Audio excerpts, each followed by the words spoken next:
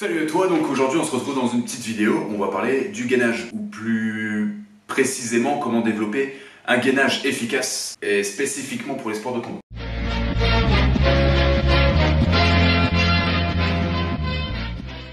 On va voir ce que c'est, donc déjà qu'est-ce que le gainage. Donc le gainage en gros c'est ce qui permet de se rééquilibrer dans une situation d'instabilité. Donc en gros c'est ce qui va permettre de développer de la force, de la puissance, de la précision, toutes ces capacités physiques en étant dans une situation donc, de mouvement ou d'instabilité. J'ai noté donc quelques mots-clés qu'on va développer au fur et à mesure. Un gainage efficace, ça va permettre de développer l'adaptabilité. Donc savoir s'adapter. En combat spécifiquement, c'est savoir répondre donc à des stimulations extérieures qu'on n'a pas forcément prévues, anticipées.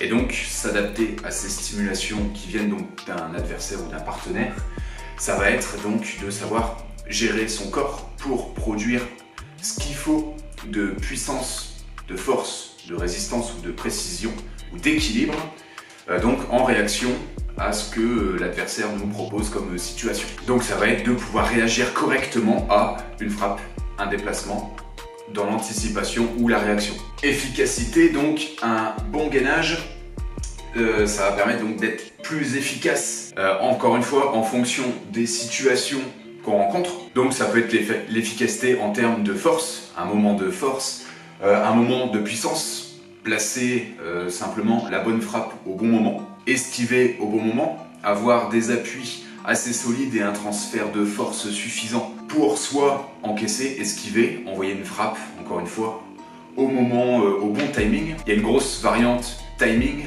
sur le combat. Un gainage efficace, c'est aussi un gainage qui est global, c'est-à-dire qui est hyper complet. Quand on pense gainage, on pense souvent à la ceinture abdominale, peut-être aussi au lombaire, donc tout ce qui fait la ceinture, tout ce qui entoure donc le ventre simplement. Mais il faut penser aussi à tout ce qui est ceinture scapulaire, donc ce qui entoure le cou et donc ce qui englobe les épaules, que ce soit les muscles ou les articulations, les trapèzes, les omoplates et tous les muscles du dos, aussi le haut des pecs, qui vont justement donner cette structure forte aux épaules et donc qui vont permettre de frapper fort, mais aussi d'être résistant. Globalité, c'est aussi dans le sens où globalité, c'est être gainé, peu importe les appuis, ou du moins dans un maximum de situations possibles. En combat, surtout si on fait du pied-point ou du sol, on n'a pas toujours le même nombre d'appuis au sol, c'est des combats debout. On peut être avec un seul appui au sol, ou les deux, ou même voir, dans certaines situations, pas d'appui du tout au sol. Sur des coups de pied sautés par exemple, ou des choses comme ça, des coups de genoux sautés. En revanche, au sol, on peut aussi avoir des moments où on est sur 3 appuis, voire même 4 appuis, voire même encore plus d'appuis au sol. Donc il faut savoir être capable d'être gainé dans toutes ces situations-là. Et donc du coup, lors de nos entraînements, quand on va chercher à développer volontairement ce gainage, pour qu'il soit fonctionnel, adapté et spécifique à notre situation de combat, on va chercher à reproduire le plus spécifiquement possible les situations dont on a besoin en combat. Donc si par exemple on fait un sport de pied-point essentiellement debout, mais qu'on a un style un peu volatile, on va dire, qu'on aime bien tout ce qui est coup de pied sauté, on a régulièrement des phases sur un appui, donc un pied, voire même des phases sautées, donc des phases aériennes, on n'a pas d'appui au sol, il va falloir être capable de développer ce gainage-là pendant l'entraînement, pendant la préparation physique. Et donc, quatrième aspect d'un gainage efficace, ça va être la prévention des blessures. Et en fait, tout simplement la prévention des blessures, ça va regrouper tous les facteurs qu'on a vus juste avant. C'est-à-dire que savoir s'adapter aux situations, un maximum de situations, savoir être efficace autant sur une attaque que sur une défense, sur une esquive ou quoi que ce soit, et avoir un gainage qui est global, donc complet, encore une fois, qui va permettre de s'adapter à chaque situation, qui est vraiment à la fois axé sur la résistance, la réponse, la réaction, l'anticipation. Tout ça, ça va faire que nos mouvements sont forts, sont stables, nos appuis sont stables. On a une bonne transmission de force, on a un bon équilibre, une bonne gestion de son corps. Et tout ça, ça va permettre de réduire le risque de blessure, parce que tout simplement, notre corps va mieux être à même à répondre à tous ces stimuli extérieurs qui peuvent mettre le corps dans des situations dangereuses entre guillemets, ou du moins à risque de blessure. Mais donc là, on peut se poser la question de comment justement développer ce gainage efficacement. Donc je t'ai déjà donné une clé tout à l'heure, c'est en gros de piocher ce qu'on cherche à développer dans notre discipline et de s'en rapprocher le plus possible dans les exercices qu'on va mettre en place quand on va travailler le gainage. Pour avoir un gainage qui est spécifique à notre discipline et qui va vraiment nous servir dans notre discipline.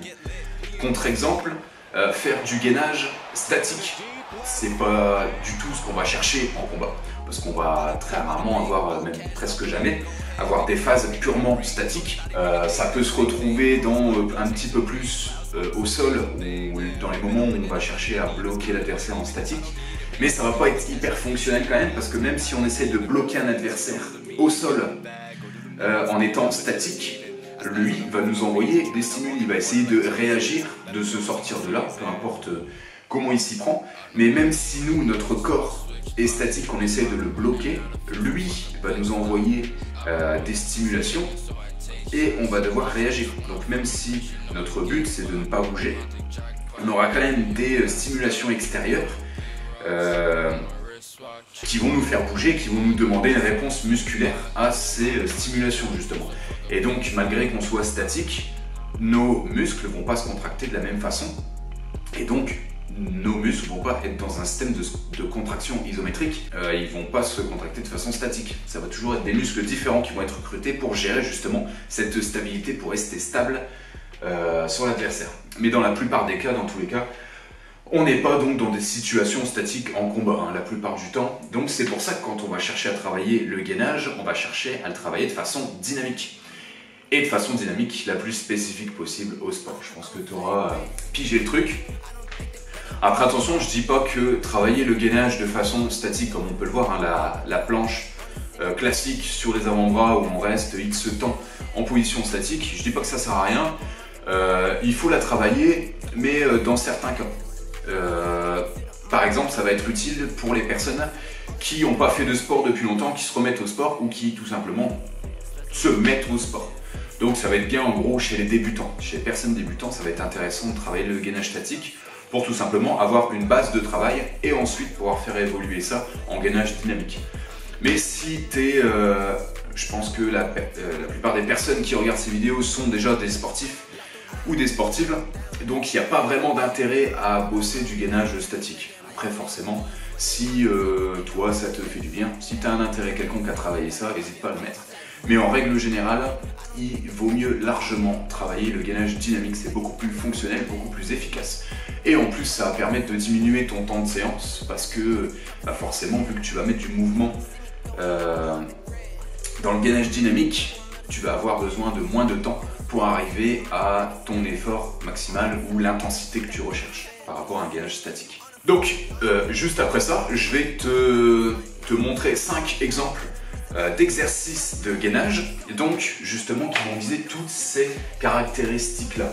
Globalité, efficacité, adaptabilité, et puis forcément, cet ensemble-là va rejoindre notre objectif de prévention de blessures, parce que le but principal, encore une fois, dans la préparation physique, c'est d'éviter que le sportif se blesse. Et donc si tu prends en charge toi-même au moins une partie de ton entraînement, de ta préparation physique, essaye de garder ça toujours en ligne directrice. Ton premier objectif, c'est de ne pas te blesser, d'avoir un corps qui est fort et en bonne santé. Et une fois que cette base-là est acquise, là on va chercher à développer la force, la puissance, toutes les capacités physiques qu'on aura besoin sur le combat. Mais le fait de ne pas te blesser, de rester toute l'année en bonne santé, de pouvoir t'entraîner régulièrement sur l'année, et rien que ça, tu vas prendre un ascendant pas possible sur un sportif peut-être qui est plus fort, plus puissant, mais qui va passer 2 à 6 mois de l'année out parce que il a des blessures, il ne peut pas s'entraîner correctement en tout cas. Donc vraiment, axe principal, prévention des blessures. Et donc, le gainage est un outil pour prévenir des blessures justement. Dans les 5 exercices que je vais te montrer dans les secondes qui suivent, Donc je vais essayer de te proposer un maximum de stimulations différentes. On parlait un peu du gainage aérien hein, sur des kicks sautés, mais même le gainage aérien est un gainage qui est très exigeant. Et donc, même si tu n'as pas forcément beaucoup de phases aériennes dans ta discipline, le gainage aérien est un très bon moyen, le travail de gainage aérien est un très bon moyen de développer le gainage global justement. Savoir se repositionner en l'air, c'est hyper efficace, hyper fonctionnel. Donc, encore une fois, observe bien les exercices que je te propose, observe bien surtout l'exécution des mouvements, le placement des articulations, c'est hyper important. De bien placer ses articulations pour avoir un corps qui est fort et stable encore une fois. Donc je te remercie pour ton intérêt. Les 5 exercices arrivent tout de suite après. Petite parenthèse avant de terminer avec le blabla. Dans le lien qui est sous la vidéo, je propose un programme de mobilité gratuit. Le but c'est donc le gros axe c'est la mobilité, mais le but c'est aussi de pouvoir t'aider à développer ta force, ta puissance, ton endurance de force à travers donc ces 4 semaines d'entraînement. Le but donc c'est un programme antidouleur, c'est donc la prévention de blessures tout en continuant à s'entraîner, donc c'est assez polyvalent. N'hésite pas, c'est gratuit, le lien est juste en dessous, c'est juste en échange de ton mail, forcément il faut que je te l'envoie. Donc voilà, merci à toi pour ton intérêt, on passe aux exercices, salut à toi. Et oui, dernière précision, les exercices que je vais te montrer, ils vont aller crescendo en intensité, en difficulté. Donc dans l'idéal, essaye de maîtriser le premier, puis le deuxième, puis le troisième, puis le quatrième, puis le cinquième. Salut à toi, une dernière fois. We blow him like a tree. We niggas can't compete with a young nigga like me. Nigga want smoke, give it to him, let him choke. Take me for a joke, you'll get your ass poked. Wanna be like Jeezy, boy, you better take some notes. Try to scheme on me, you could never be that low. Your girl wanna fuck, she meet me backstage every show. Two-tone drip, my rollie shine in the snow. K1B, niggas be quick to let it blow. Who is this? Yeah, it's me. Yeah, I'm back on the beat. Blow a stack on my feet. Gucci silk on my sheet. Didn't even reach my peak. Watch a cop on the petite. Fuck my bitch, you can keep. Foreign chick, she a freak. Bossed up in a week. No cap, I'm the sheep.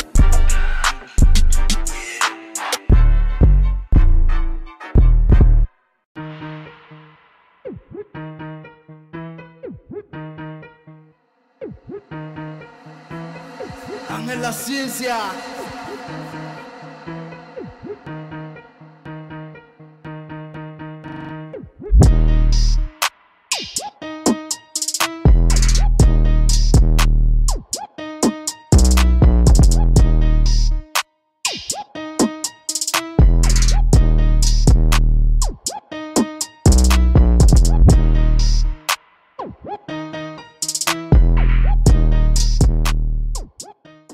Voilà, on arrive au bout de la vidéo, je te remercie d'avoir regardé jusque là, ça me fait vraiment plaisir.